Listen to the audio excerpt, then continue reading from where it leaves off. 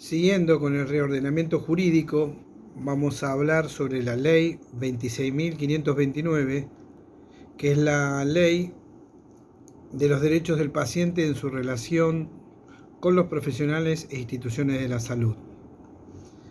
Los derechos del paciente, historia clínica y consentimiento informado.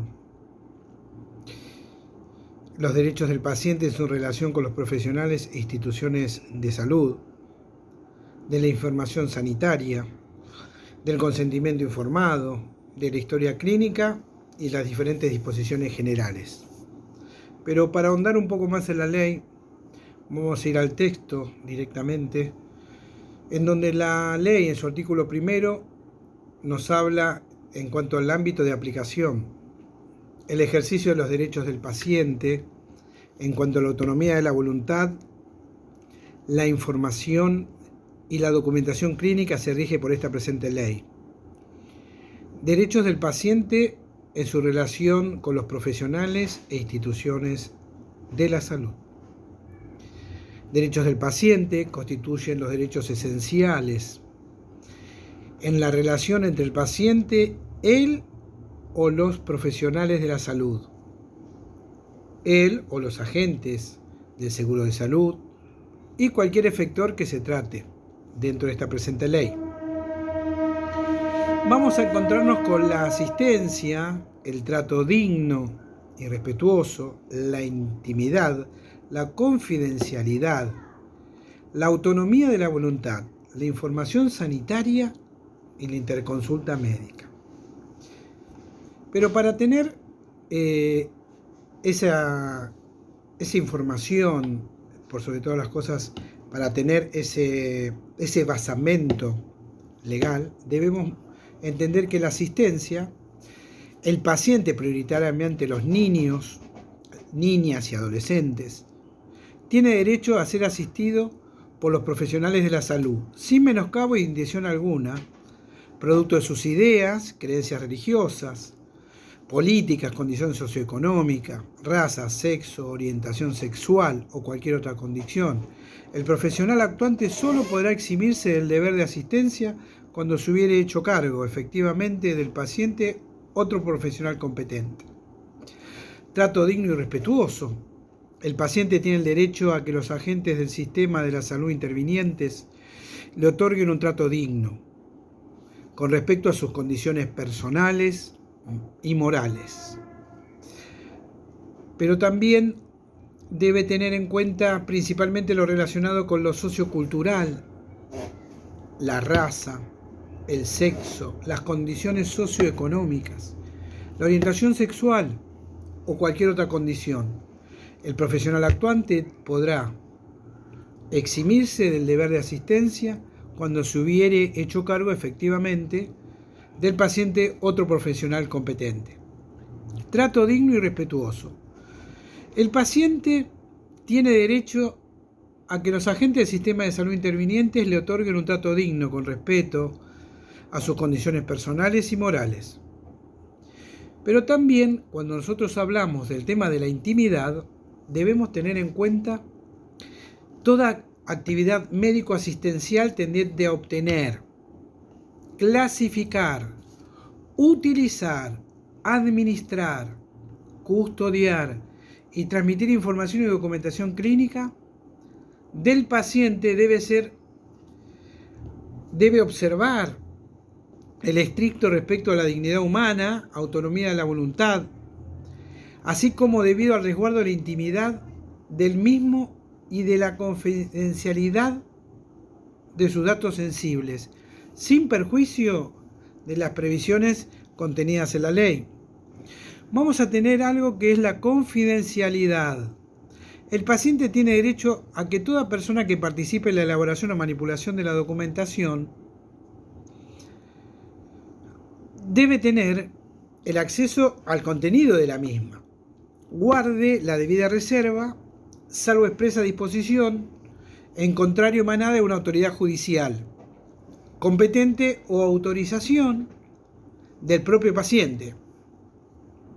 Autonomía de la voluntad.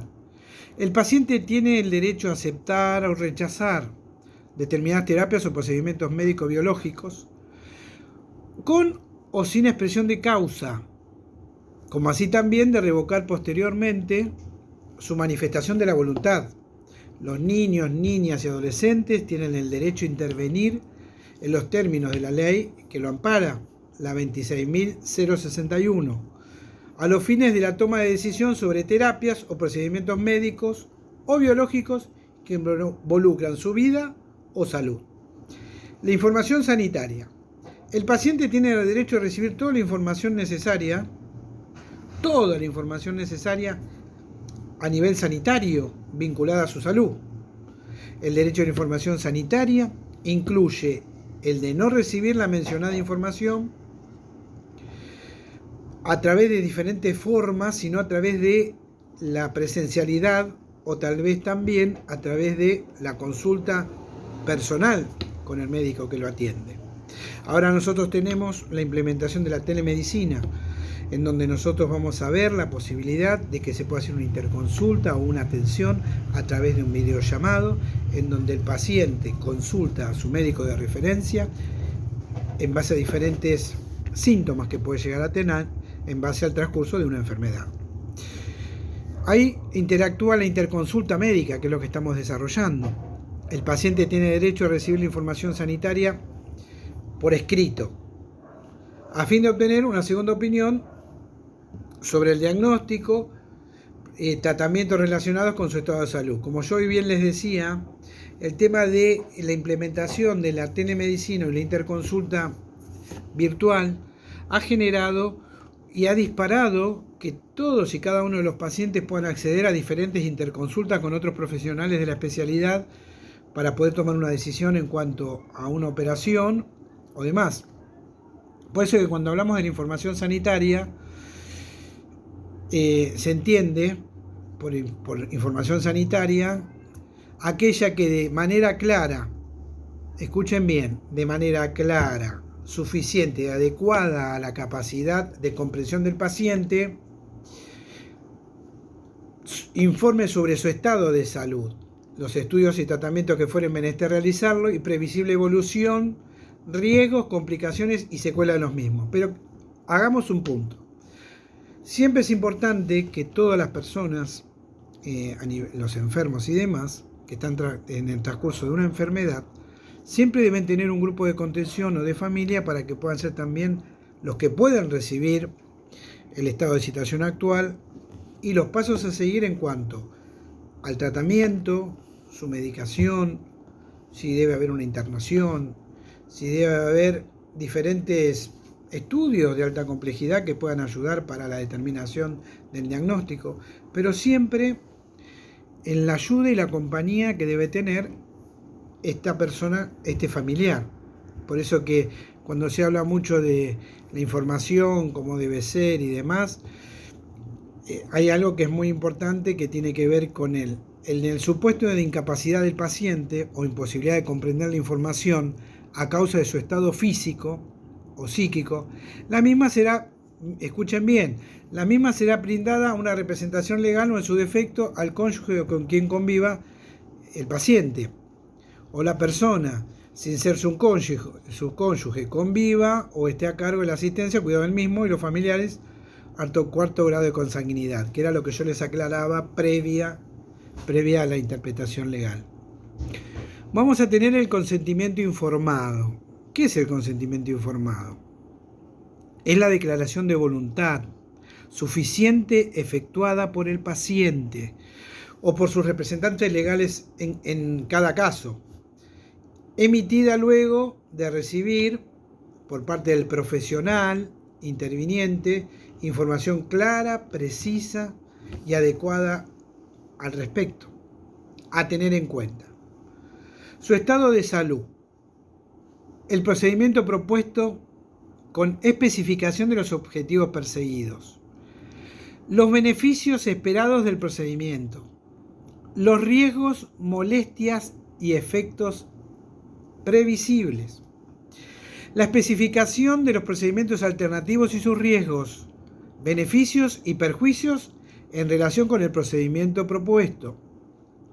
Las consecuencias previsibles de la no realización del procedimiento propuesto en alternativas que se han dado específicas de cada caso.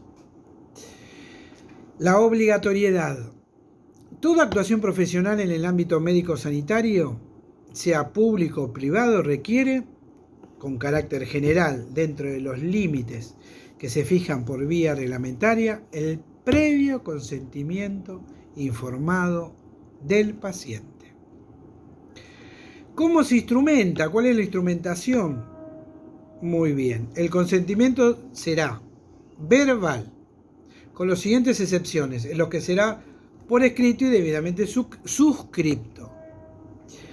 Internación, intervención quirúrgica, procedimientos diagnósticos y terapias invasivas, procedimientos que implican riesgos según lo determina la reglamentación de la presente ley. La revocación. Siempre tenemos que tener en cuenta que puede existir la posibilidad de que las excepciones del consentimiento. ¿Cuáles pueden ser las excepciones de un consentimiento informado? Que el profesional de la salud quedara eximido de requerir el consentimiento informado en los siguientes casos. Cuando mediare grave peligro por la salud pública.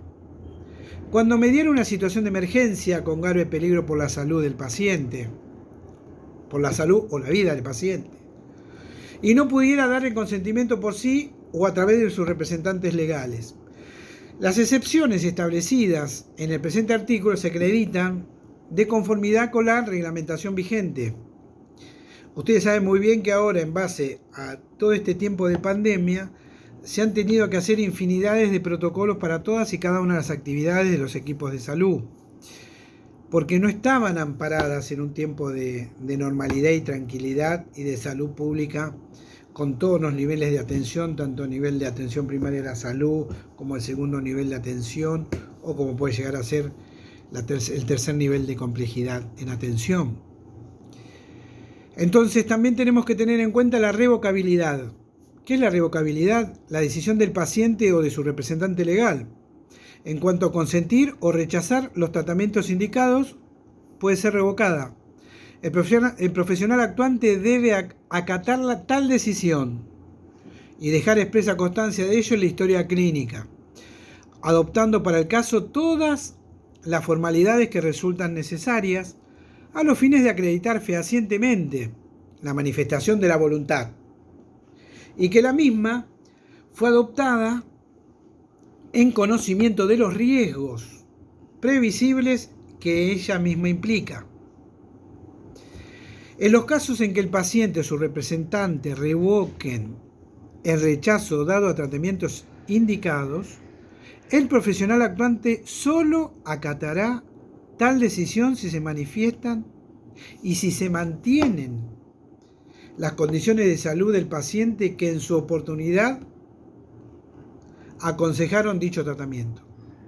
La decisión debidamente fundada del profesional actuante se sentará en la historia clínica. Directivas anticipadas. Toda persona capaz, mayor de edad, puede disponer en forma directa y anticipada diferentes temas que hacen a su salud, pudiendo consentir o rechazar determinados tratamientos médicos, preventivos o paliativos, y decisiones relativas a su salud. Las directivas deberán ser aceptadas por el médico a cargo, salvo las que impliquen desarrollar prácticas eutanásicas, las que se tendrán como inexistentes. Por eso que cuando nosotros hablamos de historia clínica, tenemos que saber cuál es la definición y cuáles son los alcances de la historia clínica. A los efectos de esta ley, entiéndase por historia clínica el documento obligatorio cronológico, foliado y completo en el que conste toda actuación realizada al paciente por profesionales y auxiliares de la salud. Muy importante. Historia clínica, documento del paciente en el hospital. Es la que le va a dar el ingreso y es la que le va a dar el alta, en donde va a figurar todas y cada una de las actuaciones que se realicen a ese paciente en esa institución sanitaria. La historia clínica